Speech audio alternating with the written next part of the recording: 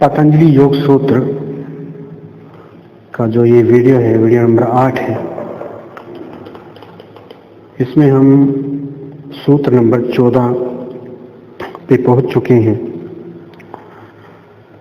जिसका मतलब है कि अभ्यास जो है बहुत काल तक निरंतर श्रद्धापूर्वक जब किया जाता है तो जो हमारी मन की अवस्था होती है वो दृढ़ता वाली हो जाती है। मन जो है वो दृढ़ हो जाता है। एक बात मैंने पहले भी बताई थी आप लोगों को, आपसे डिस्कस की थी इसी सीरीज में कि मन जब रुकता है तो वो शक्ति पैदा करता है, क्योंकि विचार भाग रहे हैं। क्यों भाग रहे हैं, कैसे भाग रहे हैं, वो मन की एक शक्ति के कारण ही भाग रहे हैं। और विचार जब रुकेंगे तो वो शक्ति रिलीज हो जाएगी, मुक्त हो जाएगी। और जब वो शक्ति मुक्त होगी तो वो सबसे पहला काम करेगी, शब्द जो वो शक्ति है वो सिद्धियों में बदल जाएगी। और उस वक्त अगर सिद्धियों को नजरअंदाज नहीं किया गया तो यात्रा फिर से बाहर की ओर चलने लग जाती है, यानी कि संसार की ओर चलने लग जाती है। क्योंकि जो ये सिद्धियां हैं वो मन की ही देन है। इसलिए पतंजलि यहां सचेत करते हैं कि सिद्धियां आएंगी भी और लुभाएंगी भी, लेकिन रुकना नहीं है। उस शक्ति को समझना है जो विमुक्त होगी विचारों से। एक ऊर्जा जो है हमारे विचारों के पीछे, उस ऊर्जा को समझना है। अगर उस ऊर्जा को, विचारों को रोककर किसी तरीके से विमुक्त कर दिया तो मैंने बताया कि सिद्धियां बन जाएगी। सिद्धियों को अगर नजरअंदाज कर दिया तो वो आत्मज्ञान बन जाएगा। लेकिन सिद्धियों को नजरअंदाज करना इतना आसान नहीं है, क्योंकि अहम है मुख्य वजह। अहम वो शक्ति है जिसकी वजह से हमारा होना है। या यह कहें कि हमें लगता है कि मैं हूं, ये मेरा अहम है, ये मेरा घमंड नहीं है। अहम को घमंड के साथ मत जोड़ लीजिएगा। मैं हूं यही केवल एक अहम है। मैं एक अलग आइडेंटिटी हूं, ये एक अहम है। आप एक अलग आइडेंटिटी हैं, ये एक अहम है। ये जो अहम है यही द्वैत पैदा कर रहा है। अदरवाइज तो अद्वैत ही है सब कुछ। क्योंकि जैसे ये अहम जागृत होता है उसी समय से जो अद्वैत है वो द्वैत में बदल जाता है। और हम अहम के कारण ही ऊर्जा को संसार में लगाए हुए हैं। इसलिए अभ्यास की जरूरत है, इसलिए मन की दृढ़ता की जरूरत है। इसलिए आत्मज्ञान के लिए चित्त को बार बार, चित्त भाग रहा है, बार बार भाग रहा है। यत्न पूर्वक रोकने का जो निरंतर अभ्यास है वो करना अत्यंत आवश्यक है। और आप लोग कई बार पूछते हैं कि कितना समय लगेगा, कितना टाइम लगेगा कि रिजल्ट आएंगे, कब हमें लगेगा कि हम ध्यान अच्छा करने लगे हैं। तो इस अभ्यास में जो काल की कोई अवधि नहीं है। कितना भी समय लग सकता है, लंबा समय भी लग सकता है और पूरा जीवन भी लग सकता है। हो सकता है पूरा जीवन में भी बात ना बने, कोई उपलब्धि ना हो। इसलिए साधक में धैर्य होना हो। धैर्य चाहिए ही, लेकिन धैर्य भी योग से आएगा। मजे की बात यह है, धैर्य के साथ दृढ़ विश्वास होना जरूरी है।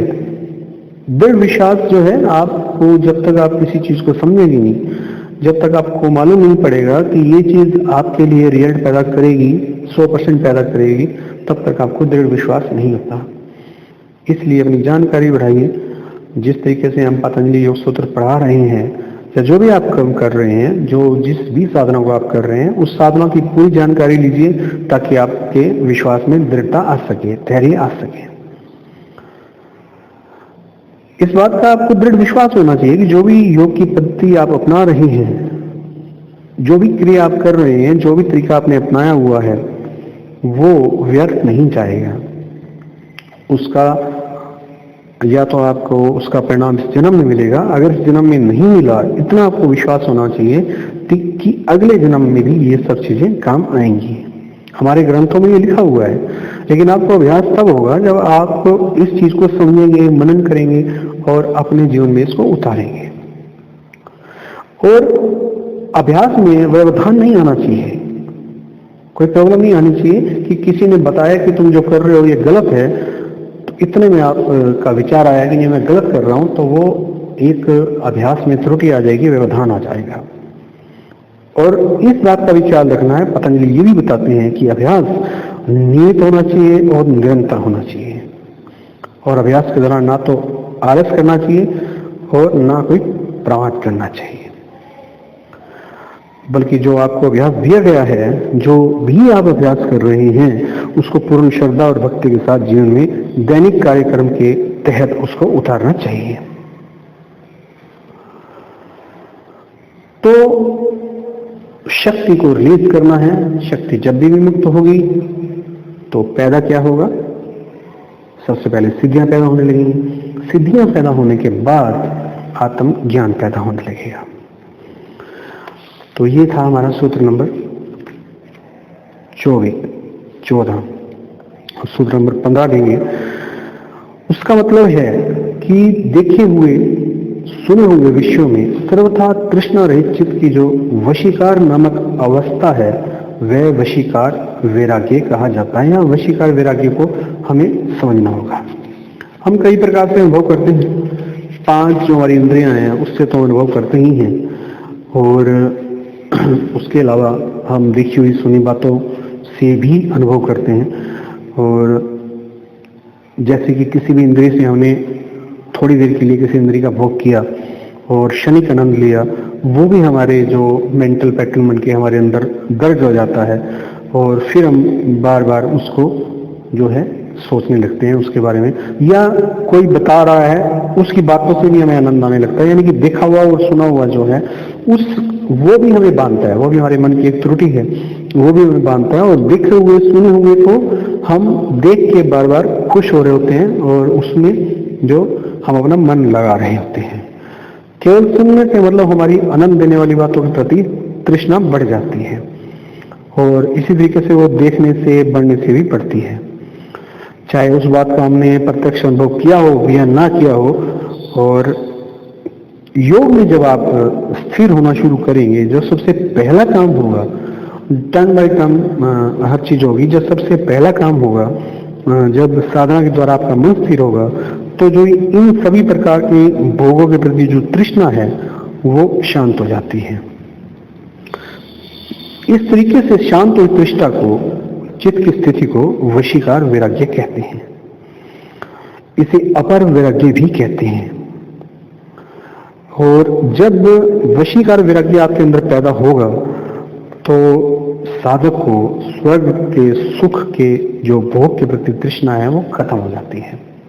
बड़ी कमाल की बात है, जो लोग आपको दिखाते हैं, बड़ी बड़ी तृष्णाओं के बारे में बताते हैं कि आपको स्वर्ग मिलेगा, स्वर्ग की प्राप्ति होगी, या कोई व्यक्ति वैसे आपको बता रहा है कि फलां जगह घूमने गया था, वहाँ पे ऐसा था वैसा था और वहाँ पे बहुत मजा आया, वहाँ पे ऐसा भोजन किया, तो वो आप वहाँ पे गई नहीं है, लेकिन वो चीज आपको लुभा रही है और उसमें बधे हुए आप चले जा रहे हैं, वही आप सोचे जा रहे हैं। लेकिन जब आप योग में स्थिर होंगे तो ये स्वर्ग की तरफ लेके जाने वाली बातें जो केवल देखी और सुनी हुई है वो आपको लुभाने लगेंगी उसकी ओर। जब आपका मन स्थिर हो जाएगा तो ये बातें आपको लुभाना बंद कर देंगी।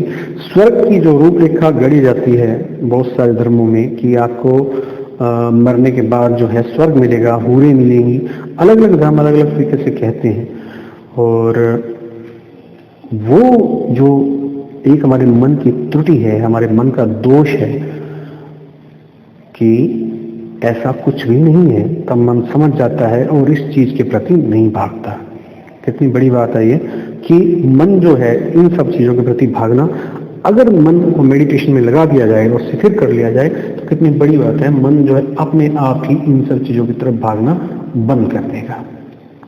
पतंजलि ने बड़ी खास बात बताई कि मन को रोकने के लिए इस त्रुटि को जो हम सुनते हैं, अंतर्वाद भी इसी तरीके का निशाना है, इसी तरीके का मन की इसी त्रुटि का के कारण अंतर्वाद है कि उन लोगों को ये समझाया जाता है कि मरने के बाद आपको स्वर्ग प्राप्त होगा और स्वर्ग में आपको हूरें मिलेंगी।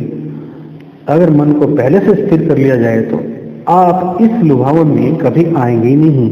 दुनिया का कोई भी व्यक्ति इस लुभावन में नहीं आएगा। आज के लिए इतना ही। वीडियो देखने के लिए धन्यवाद। चैनल को अगर सब्सक्राइब नहीं किया तो सब्सक्राइब कर लीजिए और ज्वाइन कीजिए चैनल को। आप ज्वाइन भी कर सकते हैं कुछ पेमेंट के साथ, और ज्वाइन करने से आपको कुछ एक्स्ट्रा फैसिलिटीज जो हैं हम देंगे। हमारे कोर्सेज में आपको डिस्काउंट मिलेंगे और हमारे वर्कशॉप में आपको डिस्काउंट मिलेंगे। इस तरीके की एक्स्ट्रा फैसिलिटी जो है हम आपको देंगे अगर आप हमारा चैनल ज्वाइन करते हैं तो। नहीं तो आपके देखने के लिए ये चैनल फ्री है, किसी प्रकार की कोई फीस नहीं है। सब्सक्राइब कर लीजिए, साथ में जो बेल का आइकन है उसको दबा दीजिए ताकि समय पे आपको वीडियो मिलते रहें। बस इतनी सी बात है। Thank you very much.